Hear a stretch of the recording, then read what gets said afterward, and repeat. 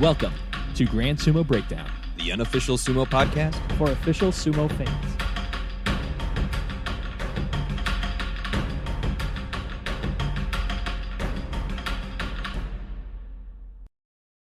Welcome to Grand Sumo Breakdown. This is Jake. This is Mac. And today we are joined by Eric out of North Carolina Sumo, aka Raijin Sumo now. Yeah. Bitchin' logo. How you doing today, Eric? Been doing pretty good, guys. Thanks for having me on the show, man. Excellent. Absolutely.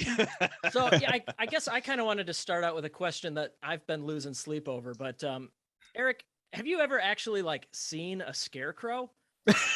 Or are they just like some sort of like weird ephemeral Americana just in our collective subconscious sort of pseudo nostalgic agricultural past? Bro, I don't even know, man. Like, I want to say I have seen a scarecrow, bro. Like, I'm not even sure, man. Like on a Thanksgiving decoration, right? But like in a field, you know, scaring crows. I want to say that like I have seen one, but man, it could be clouded with movies and stuff like that. You know, like it's like it's one of those like cliches. Like, does crows even exist, man? Like, do scarecrows even exist, man? That's the thing right there. Like, I don't know. It's like that Berenstain Bears Bears thing. Like, I don't know if scarecrows were ever a thing. I have no. It's screwing me up, man. Man, I want to say that I saw a scarecrow, but it was in an image of a Sasquatch. But you know, okay. I don't know how effective that would be. Yeah. A little freaky. I was like, oh crap! I was like, Sasquatch exists, but no, it's like It's a scare people, not a scarecrow. I know, right? All right, what else should we talk about? That was kind of all I had. Max, do you have any questions? How's the weather in North Carolina? Bro, it's so cold. Like... It was snowing yesterday, you guys man. are getting slammed. Bro, North Carolina weather is so confusing, man. Because like, you know, literally like 2 days ago, it was bright, it was beautiful. We did sumo outside, like it was gorgeous. Couldn't even ask for anything better. And then like literally the next day, it started snowing. I was like, what the heck, man? It like the temperature dropped down like 30 degrees and it was horrible. We're used to that in the Midwest. That happens on a daily basis here. Yeah, we got like a tornado on Saturday, like right near the Des Moines Metro. This year's messed up. And then 24 hours later, 6 inches of snow. Yeah.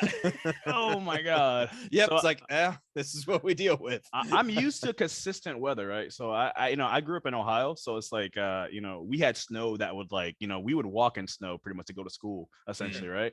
And then when I got here, it was just it's so random, man. It's like either like I remember when I went to Wilmington, North Carolina, and I like literally stepped on campus. It was like bright, sunny. Then it started raining. Then it started snowing, and I was like, "What the heck, man?" I was like, "What's happening here?" I was like, and it was like tornado watch. I'm like, tornado. I was like, I don't want to live on a coast anymore.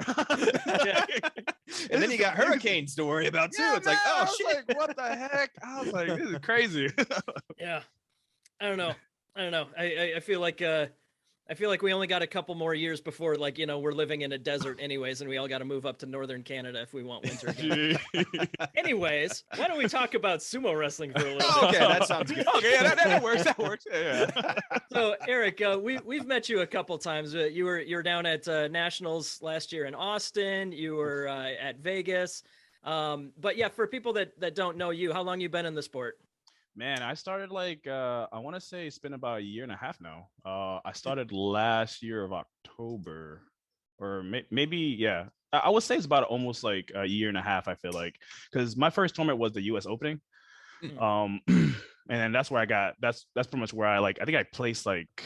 I want to say I placed third actually. It was weird. Like I didn't lose any of my matches except for I faced Jose. Me and Jose were like we were literally undefeated, and I happened to make it to like the finals. And I think how Andrew like did the brackets and stuff like that, so it's like I couldn't get like a second chance at Jose, so it was like one loss, like, and I went down to third, and I was like what the heck. Yeah.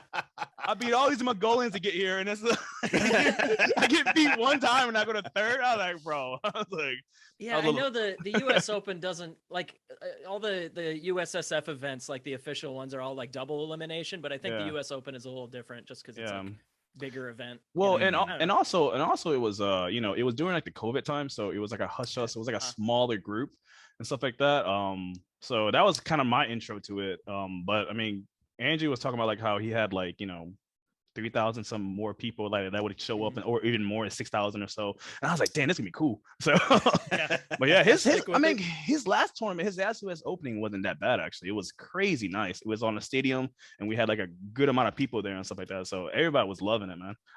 Awesome. Yeah, it was pretty cool. It was pretty cool.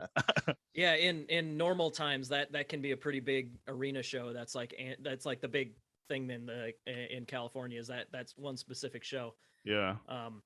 But yeah, so you got your start around then, but your experience before that, athletic experience, you come from American wrestling, folk style.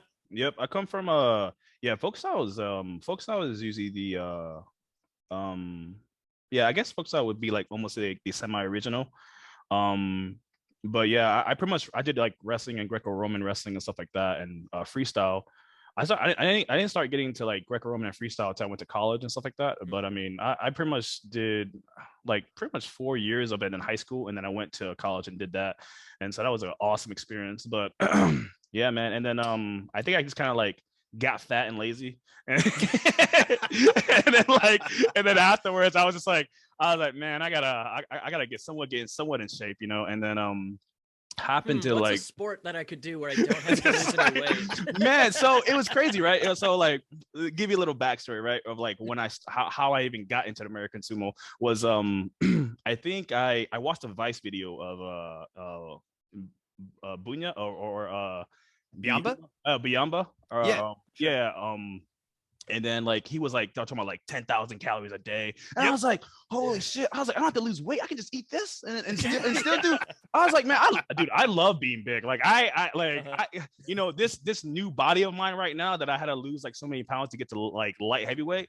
Oh man, it's throwing me off, man, because like I I was like, I think when I started my first tournament at the US Open, I think I was like around like 300 and like I want to say I was around like 300 and like 20 or something like that, or maybe close to that, or and then like I just love heavyweight. Like I'm kind of sad that I can't do heavyweight, to be honest. Like just because like strategically I had to pick a light heavyweight to just to have like a more of an increased possibility to get to World Games and stuff like that. Sure. So I was like, I'm just gonna jump down, and but that was hard. I was very sad. I had to sacrifice so much rice, man. I love rice. It was like my food. Like, yeah, man, I've tried that 10,000 calorie thing. The trick is like you also have to work out, and that's that's tough. But when naps are built into your workout routines, like I don't know, that sounds pretty good to me. That much food and exercise, I don't think naps are optional at that point. Yeah, it was a cool, like, because I was always into like pro sumo, so I followed pro sumo, but I just didn't realize that we had a sumo here in America until I watched that Vice thing, and I was like, what the heck? So then I just started watching it, and then like and I just got like attracted to it and stuff like that, and then I think like one day I was like, I think I had lost some, like got a little bit thicker, like started working out more and stuff like that. And then I was like, let me tag Bunya in the Instagram post, and then go, because I was making chanka and stuff like that. Mm-hmm. I love chanka. I eat chanka like almost like every week. It's so good. It's so good. I appreciate it. Soup on steroids. It's incredible. Yo, man, I it's crazy. I take chicken, pork, and Wagyu beef, and I chop it all together and make it into like a meatball, and I like I take the meringue of the like the umami of the fatty stuff, and that's where I make my broth from and stuff like that. Oh, okay. Yeah, that's so good. Yeah, I do like a little pho. You guys ever had pho before? Oh yes. Yeah, so like pho takes about like 2 days to marinate in like the bone broth and stuff like that. I did exact thing for chanka. That's a kind of same concept right there. That's then awesome. I tagged them on Instagram, and then like when I went on his post, it was like, R.I.P. He was a great guy, and I was like, what the hell? Yeah. I was like, dang, man, this guy passed away. I was like, I really wanted to go like at least like a sumo tournament just to watch, and stuff like that. So then I emailed Andrew, and me and him got to talking, and I was like, let him know I appreciate, like what he's doing and stuff like that. And I was giving my condolences and stuff like that. And then I was like, hey man, is there a tournament? You guys have like a US tournament in October coming up, or not in October, just like soon. And then he was like, yeah, he's like, we're gonna have like a hush one. And then I think along the lines, me wanting to watch it got confused within the emails, and he sent me an application to participate. And I was like, I looked at my girl and I was like, yeah, I was like, good. I was like, he sent me. I was like, what the heck is this? I was like, so, all right. I was like, why is he asking me my weight, like my age? I was like, I just want to go watch it, man. I was like, yeah. So I sent him back. I was like, you know what, I'm just gonna do it. So I had like a month, like less than a month to train for sumo and stuff like that. So all I did was squats. Like I was like, you know, if I don't know anything about sumo. Yeah, I was about to say, hey, like, but to be honest, I think that's where I found my Itachi, like just from the burst and stuff like that. Yep. I think I had like a 1-day training with Andrew and like a couple other guys and stuff like that. Cool. And I just trained with them like pretty much, like I think we spent hours that one day. We went past sumo like hours. I think like I was there for like almost to the night. They're like, you gotta go, Eric. I was like, it's like take it easy, man. You got a tournament like tomorrow, man, at 9 o'clock, bro. Take a rest. Go to sleep, man. But yeah, I like, and that's pretty much what I did. Like, you know, that was that, like, when that happened, man, that kind of sparked some sort of like light in my body, and I was like, I love sumo. I was like, I love just smashing. I like hearing the head smash, man. I don't know, that sounds crazy, but like hitting somebody like intensively with all your force. It feels amazing, man. Yeah, and that, like, no, we've heard that from a bunch of guys that, you know, of all the combat sports, sumo is like one of the most, almost everybody says it. It's like one of the most pure ones, you know, it's just simple. It's not easy, but it's simple. Yeah, it's simple in a sense of concept, right? You know, you knock the person down, or you hit him off the ring, or you make any of his body parts that not the sole of his feet touch the ground or doho, you know? Yeah, so there's like 2 rules. Right? That's like 2 rules. Well, there's a few more. There's a couple other little ones. And it can last for like less than like, you know, 10 seconds. Exactly. Blink and you miss it. Blink and you miss it, essentially. And that's what my attraction was. I was like, man, it's a fast pace, you know, because wrestling is we use a lot of adrenaline. We kind of conjure up a lot of like adrenaline at certain points, and we have to conserve energy as well, you know, because that's like a 2-minute rounds of 3, you know, stuff like that. So, you know, I mean, don't get me wrong, I still love wrestling and stuff like that, and I watch it heavily, like, you know, pretty much every single day. But, you know, sumo is literally right there with it, like, you know, maybe a little higher, just a little bit higher, I think. And I like mawashi, and I like to wear the mawashi. Like, I think my second tournament was at the Ohio tournament, and I was like, I'm just gonna drive over there. I'm like, I think it was like 13 hours away. I got done with filming, and I was like, I'm just gonna leave and just go straight to Ohio and do this tournament, because I need to get some in for nationals, you know.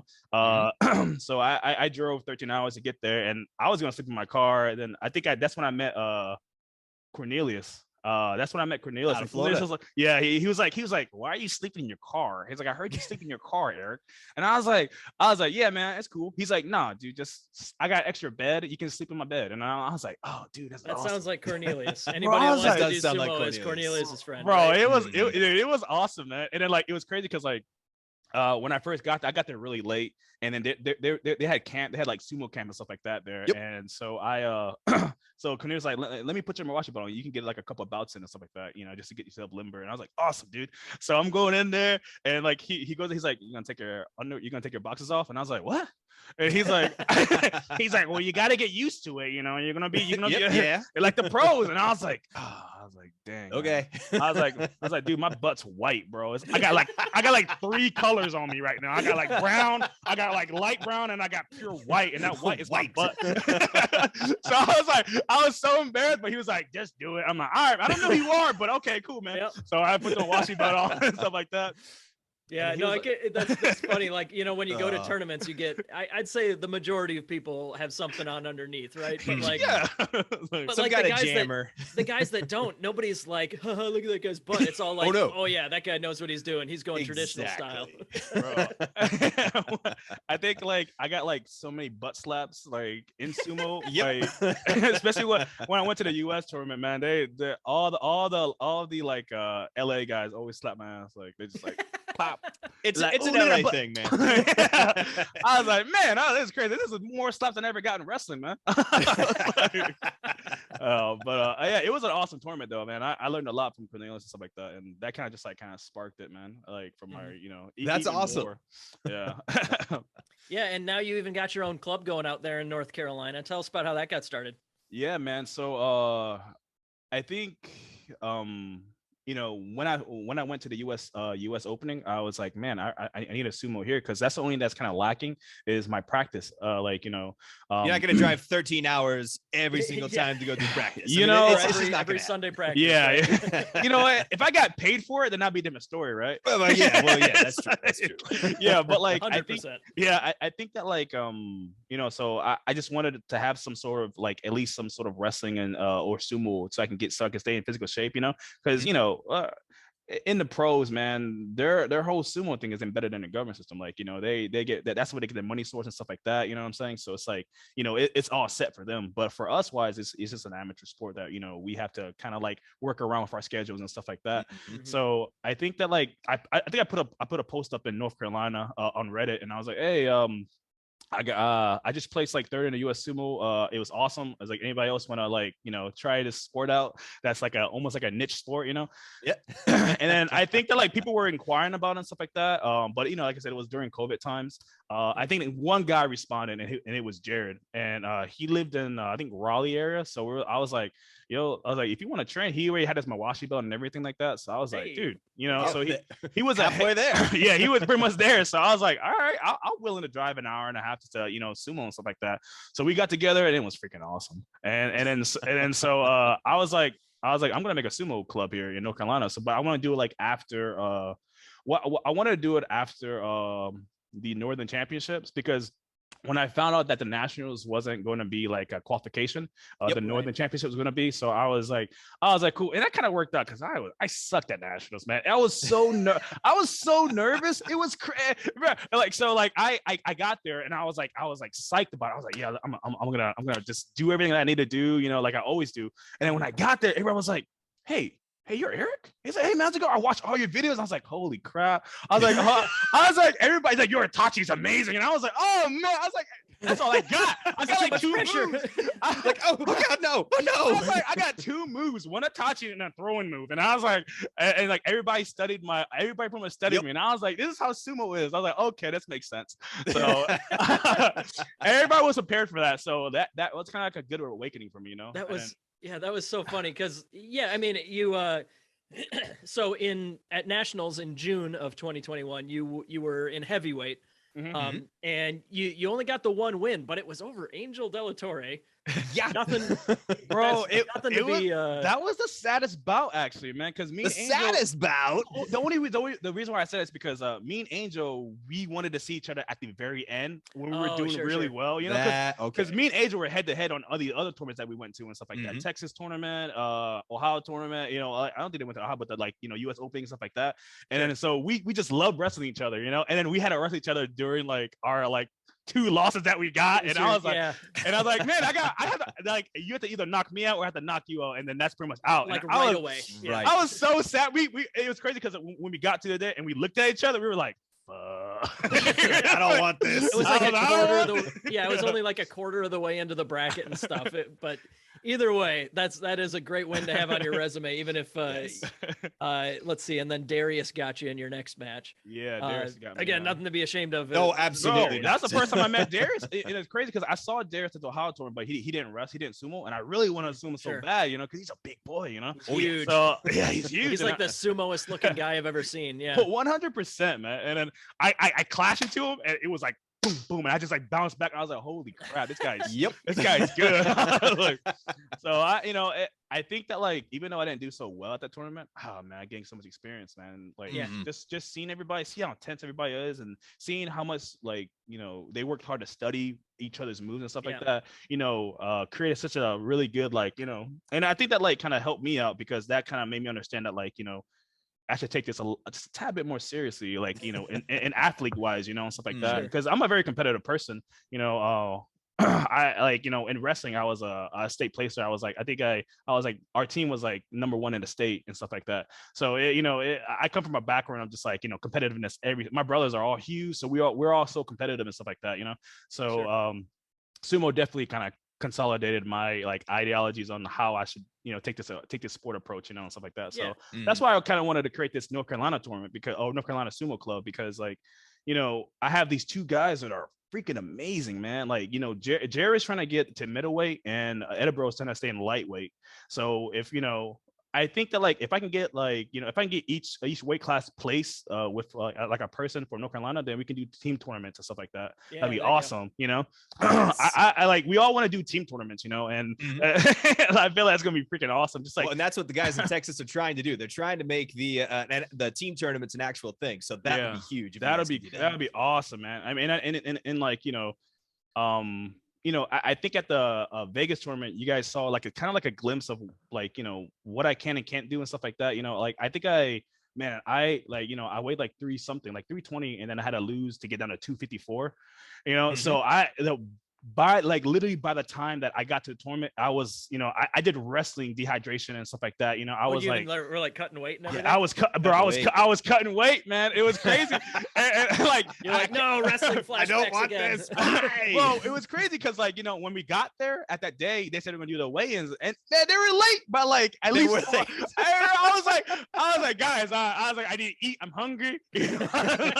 I've been cutting weight since this very day, and then I think when I weighed like 245, something really. I was even undershot it. Oh man, I was way under, man, and I was way fatigued and stuff like that. So like, my body was just I didn't have my strength like I had. Food. Oh, I know. Food. Yeah, so. And you're still like, you still got third place. So exactly. like, It's like you still qualified. It's like you still kicked ass, you still qualified. So obviously it worked. Yeah, man. I do want to talk about the World Games coming up a little bit, but there was one piece of news since Vegas. Your teammate Edibo, who kicked just a ton of ass. Bro, he finished third after beating both Trent Sabo, Brandon McLeod, and reigning lightweight champion Joe Ponsetto. So hell of a run. That was crazy. That was crazy. Like, when that happened, I was like, oh man, he's doing everything I told him. This is awesome. And it works. Hell of an athlete. The only people that beat him were number one and number two, Justin Jones and Kizzer. But it does sound like he's not going to be able to make the World Games. Is that right? No, sadly, and me and Mark were talking about it earlier. Like, Justin emailed me and he was like, bro, he's like, Edinburgh's not a American citizen. And I was like, what? I was like, what the heck? I was like, so I call Edinburgh. I'm like, bro, you're not an American citizen? He's like, yo, I forgot. And I was like, how do you forget, man? Dude, you about to represent the U.S. team. How are you gonna forget about you're not an American citizen? So, he's been there for like a good while. So I think he's been there for like a little over 4 years. So that, he's still trying to get it. So that kind of like, I guess escaped his mind, but he was pretty sad. This is the one tournament where it matters, right? Yeah, exactly. I know, right? And like, it doesn't stop you from being national champ or like winning any of the local tournaments. It's just the one time that it matters. Like, you can represent the U.S. team. About that, he was trying to get into like the Hungarian team. That's what he was trying to do. Just because like he still qualified for World Games regardless of if it was from America or whatnot. But I don't think he could. I don't think he got into it because like the guy just wasn't really as responsive, stuff like that. So I just told him, I was like, next time, man, I was like, we'll just keep training and nationals or the next tournament that we have for qualification, then we can do it and stuff like that. But I mean, he's still coming to practice every single day and like it's still being dedicated, which is nice. And he's, man, you guys were impressed of him now, like at that tournament. You guys should see him now, man. This guy is, man, we worked on taking a little anger out, is he? Dude, man. The crazy part is he doesn't even get angry. He has the same expression regardless if he's happy or not. I did get that vibe. He seems like a pretty serene guy. Bro, this guy. Yes. Are you angry? Yes. Very sumo. I can't tell, bro.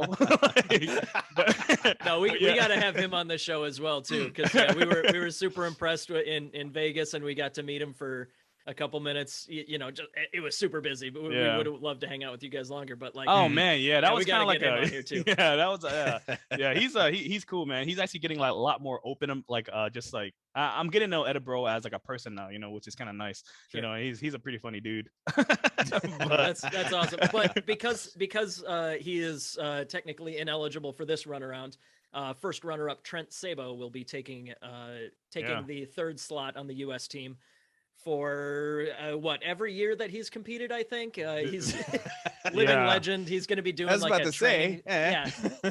nationals in April. He's actually going to be doing like a full day training session for the athletes who are there a day early. So that'll be awesome. Yeah. Oh yeah.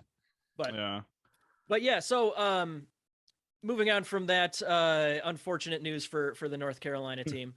You guys got a handful of other guys. You're growing, and I hear you actually have a pretty decent talent pool that you're going to try and draw from here. Oh man, You got a side gig as a wrestling coach. Yeah, man. So like, to be honest, like these wrestlers that I'm training right now are all going to like college and stuff like that to wrestle. Oh, they're too good to like stick with. Jake, yeah. Come on. They're they're really good, man. And I don't want to kind of deter them away from wrestling itself because sumo can't get them to college. Exactly. Not yet. But not yet. But give it time. But if you plant the seed, maybe Yeah, man. That's and I still do, and like I let them know, if you guys ever want to try out sumo, just I'm here, and stuff like that. And I showed them a couple of sumo stuff, and John is the guy that like I train heavyweight wise, and he like low key loves it, but he doesn't want to tell his mom. Hey.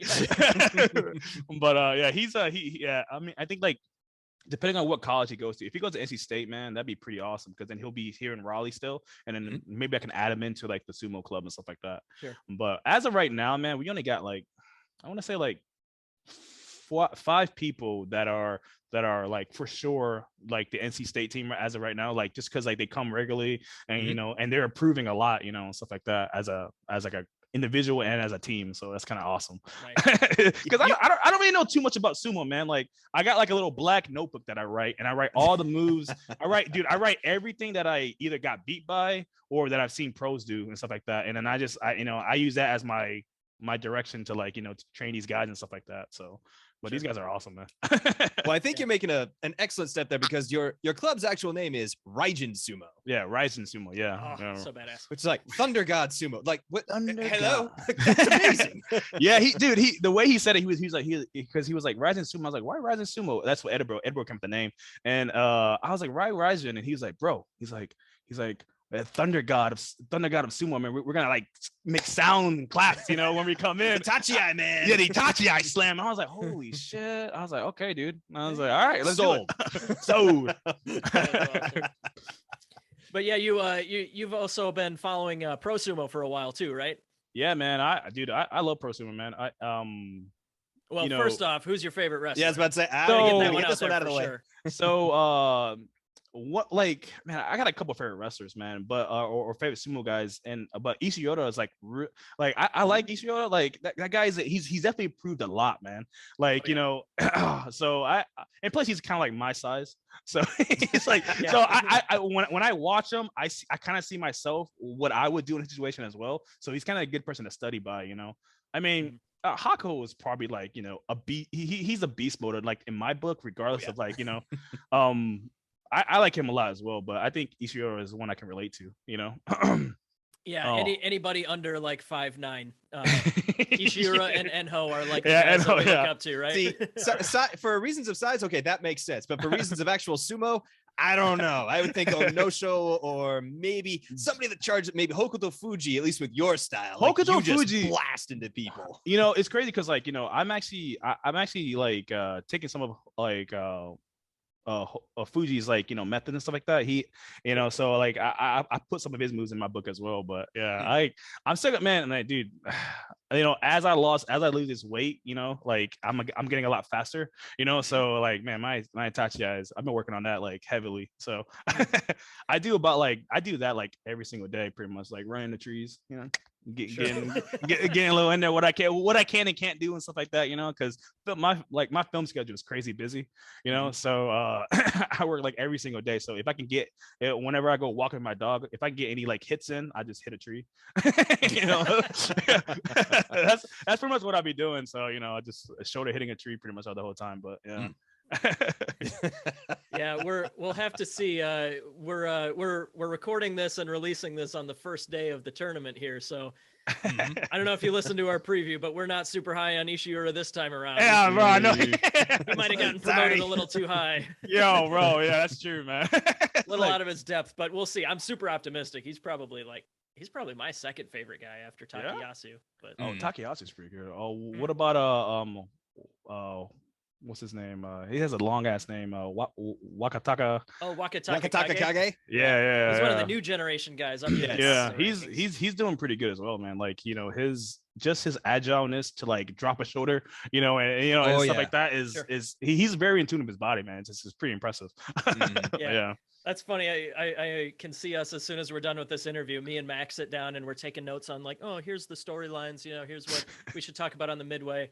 And Eric's like, ooh, I could use that move on a tree next time.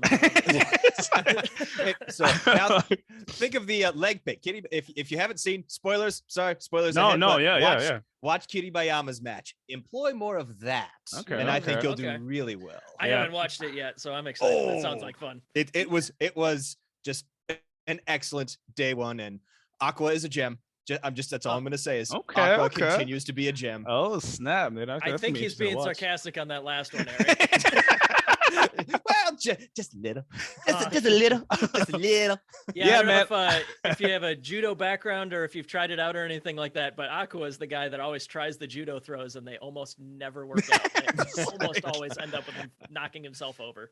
That's man. You gotta stick to the basics, man. Like sumo is pretty simple, man. I feel like, in a sense of like, head-to-head combat and stuff like that, So I freaking love it. Unless you're like a really small guy, you probably shouldn't be diving too deep into the bag of tricks immediately, right?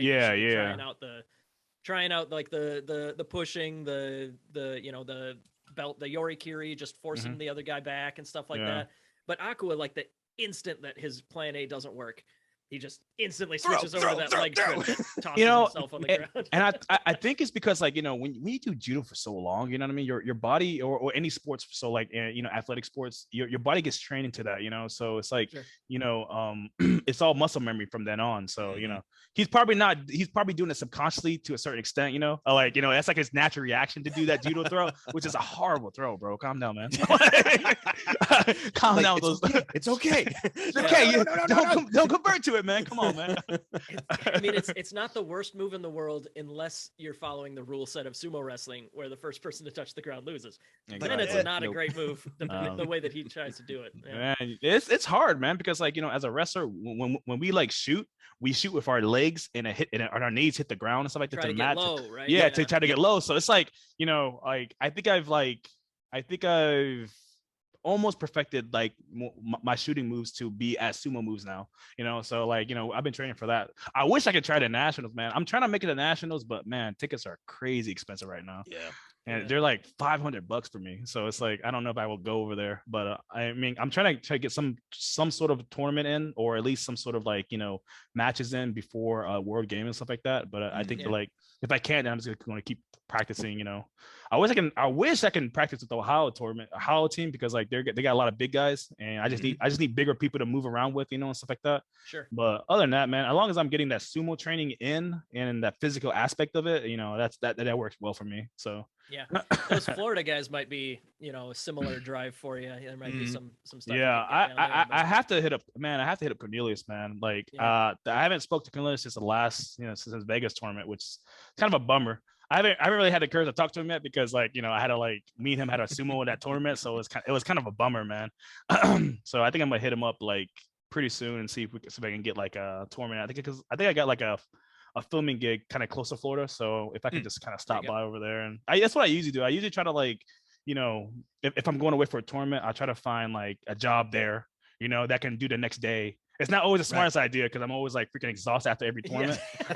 I'm like, dude, I'm like an old man, dude. My body just breaks down after a tournament. It's just like it cripples down. I'm in the jacuzzi forever. It's well, time to go to work. Time to go to work. Yeah. Why do you have all these ice packs on you? Don't ask. Man, I mean, like, even when I was like, in heavyweight division, like, my body, dude, not being like a real heavyweight, is damaging to my body. So it was just like but it was so fun, man. I just couldn't stop. Like I think it was at the Texas tournament. Oh, it was nationals actually, when we were all like get together at the Saki place, Saki and Co, and we were all chilling and stuff, and Helen comes in, she's like, she was like, so you're not even a heavyweight, Eric. And I was like, I was like, where's this coming from? I was like, I think we were outside when she was doing that. Yeah, I was like, where's she coming with this? She's like, you're not even a heavyweight, Eric. You should go down to light heavyweight. And I'm like, okay, you make a pretty good point. You're probably right. But that's weird. Okay. Okay, yeah. For the World Games, yeah. But man, if I can get some open matches with some like heavyweights, man, I'm gonna love it. Mhm. Like now, especially now, man. Like I've got to the point where I can muscle build and bulk for 254. So like now my body's perfect for 254 now. So now I got the right amount of like muscle, right amount of like strength I can use it now. So just took a little bit to get. Man, it took like a couple of months to do that. To kind of like put your body, because I lost. I don't even want to say how much I lost within like 2 months. Sounds like you were in the range of like 50 plus. That's right? what I was thinking. Like, it was crazy, man. It was it was I don't recommend that at all. It was there was like I think like at one point like I didn't eat anything for like a whole week pretty much, and all I consumed was water, and water worked out. I think I ran 8 miles every day pretty much. Wow. Like, I like every single day, bro, and like so that's why I was like crazy thin when I went to the World Games, or not the World Game, but the North Vegas Americans, National Vegas. Yeah. So, but Good now, Lord, I can't run half that far, and I'm carrying around like half of that weight. Oh. Yeah, bro, I wrapped my dog around my waist, and she was just running. She was pulling me while I was running. So I give most of my workout dedicated to Frankie, man, because he helped me out. Oh man, yeah, Frankie, the real head coach, The real MVP. the real strength and conditioning coach. Oh, that's awesome. Well, before we go here, Eric, why don't you, if anybody's down in North Carolina, or if anybody's looking for just a general another sumo training partner, somebody to look up if you're down in the area, how can people find you? Yeah, man. So you can hit me on my Instagram, sumo what? Sumo what? With What? 4 Sumo A's. what? Sumo what? Like, or NC Sumo. All you gotta do is type in NC Sumo and any like hashtag or whatnot, and Sumo Raijin Sumo should pop up, or anything that's related to sumo in general in North Carolina will pop up for us. So man, so anybody wants to come check us out, man, feel free. That goes for the Texas, that goes for Florida, that goes for all the guys that have sumo. You just come to North Carolina, man. Just come over here, man. Yeah, it's your turn. Everybody else should travel to you. I travel to you guys. Come on, just come over here. I'll provide drinks, I'll provide water. It's cool. It's like, here, you get some water. Now we're gonna fight. Here we go. Yeah, I know, right? And plus, and you guys can stay at my place too. That's not like There you go. Return the favor. Pay it forward from Cornelius. You know what I'm saying? Right? Yeah, man. Like whoever wants to come train with us, you can stay at my place. That's all you need to know. It's small, but it still works. You can better than a car. Better than a car, exactly. But yeah, man. Raijin Sumo's. I hope I think once I kick some ass at World Games, Raijin Sumo is definitely going to be up there. I still got some people that I want to work with, and and I think as of right now, I see Andrew as my rival, actually, the first light heavyweight champion, man.